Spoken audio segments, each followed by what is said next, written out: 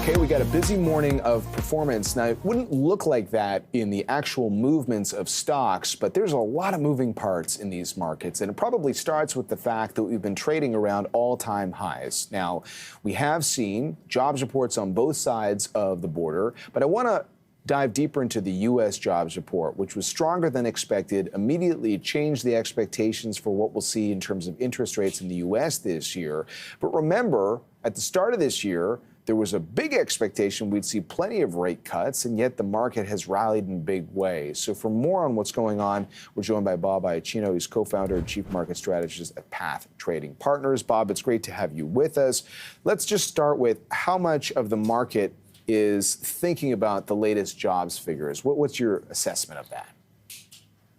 Well, quite a bit. For years and years, it was obviously the most important and the biggest market-moving event that you could have. That's been surpassed a little bit by the price data lately. And if you look at the price data lately, it sort of bottomed at too high of a level for the Fed. Now, the Fed's sort of saving grace for their rate cut plans, which I believe they have plans to cut rates, not ideas that they might, but plans to.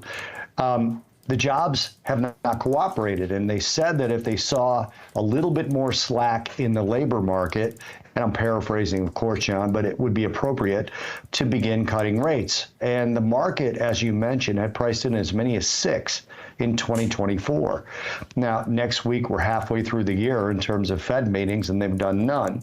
That leaves them with very little time to do that 6. So the market went back to as recently as yesterday, pricing in 2. With the highest probability chance being in the September meeting and then another one in December. That is now priced out. The September meeting is not the highest probability event anymore for a rate cut. It's now an unchanged being the highest probability for those rates. And that's because of this unemployment number, this non-farm payrolls number, and the rest of the data that comes with it, especially the wage component, which was higher than expected, and last month's was revised higher as well. So this is all inflationary. And for somebody who, like myself, who believes the Fed isn't going to get a whiff of 2% anytime soon, it certainly doesn't leave much room for cuts. And yet at the same time, on a day where there was some early trepidation, the S&P 500 now positive. Mm-hmm. What is the Bob Iaccino viewpoint on that? Well, I believe stocks should be positive. I mean, in terms of the manufacturing PMI number, which correlates very highly to performance in stocks. You may think that's strange since we're not really a manufacturing economy anymore. And somebody recently asked me why I believe it. It's because the data shows it. I don't actually have to have a reason behind it if the data lines up that we've got almost a 70% correlation between manufacturing PMI and the stock market. So based on that, it's turning up. It's bottomed and it's turning back up. I don't like the new orders number in the manufacturing PMI, which was not only went more negative, but it's well into contraction territory. But the data is noisy, right? That's the problem when you're data dependent, as this Fed is. So I think stocks should be going up. I think we're focused way too much right now on whether the Fed is going to cut rates or not. You look at the 3 possible outcomes. Stagflation is not going to be good for stocks. That's one of them. Reflation, which I believe is happening right now, meaning the economy is growing and inflation is kicking back in. That's actually been a positive environment for stocks. And then, of course, you have inflation dying down and the economy growing. That's good for stocks. And then, of course, recession, which there's no data, including this jobs data, that points to any sort of recession anytime soon. I'm glad you brought up the reflation idea, because we've had that narrative with the Canadian stock market, as you know. Are there some, hedges through the commodity lens that might benefit investors over the long term?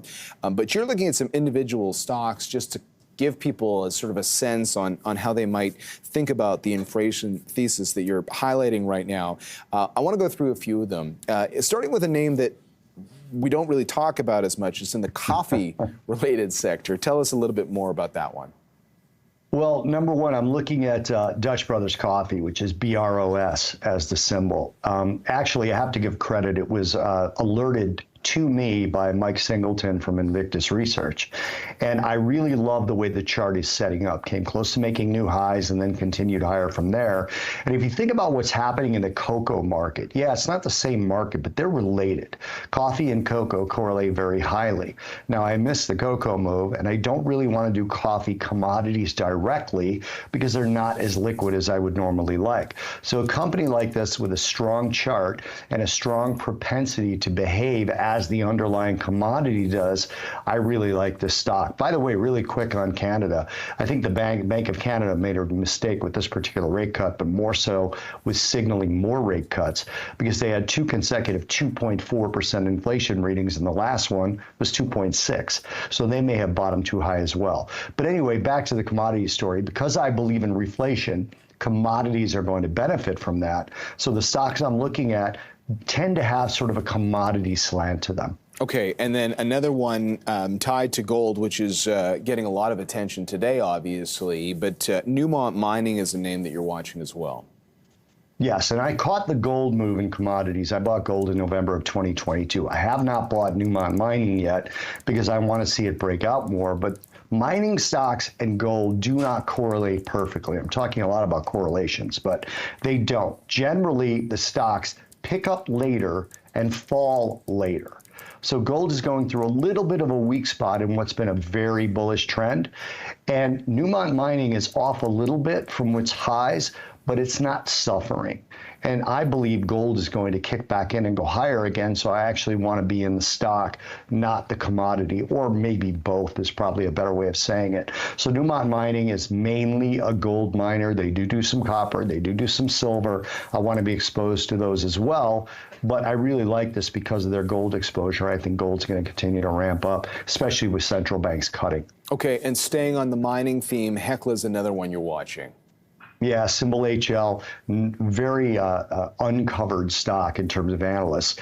I like this one because they're mainly silver and copper.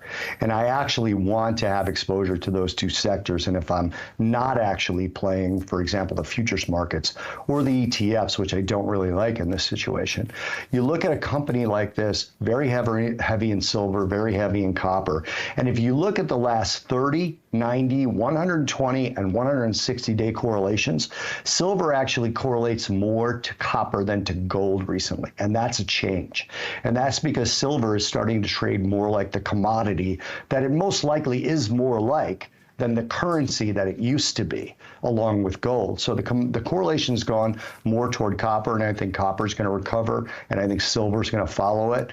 Helka Mining has exposure to both and a large exposure to both. Bob, before I let you go, my ears perked up when you said you felt the Bank of Canada made a mistake this week. What do you think are the ramifications then for cutting interest rates if you're still concerned on things like inflation? Well, I think it's a renewed concern about inflation, maybe 6 to 12 months from now. You know, a lot of us say 6 to 12 months. I don't know why. I'm going to go 5 to 11 months just to change it up. But from that perspective, I think inflation is not dead, and you don't want to see the central banks win the battle and lose the war. And I think that's how they're positioning themselves. Now, real quick, John, as a strategist, it's not my job to figure out what they should do. That's for economists. It's my job to figure out what they're going to do, and I have them cutting rates. I just, you know, in coffee shops and cocktail parties say it's a mistake.